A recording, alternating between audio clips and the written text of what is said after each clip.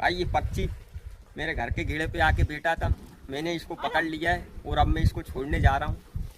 तो आप देख सकते हैं,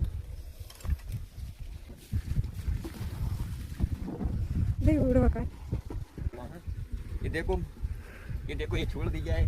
देखा दोस्तों आपने, ये होती है एक सेकंड की जान की कीमत।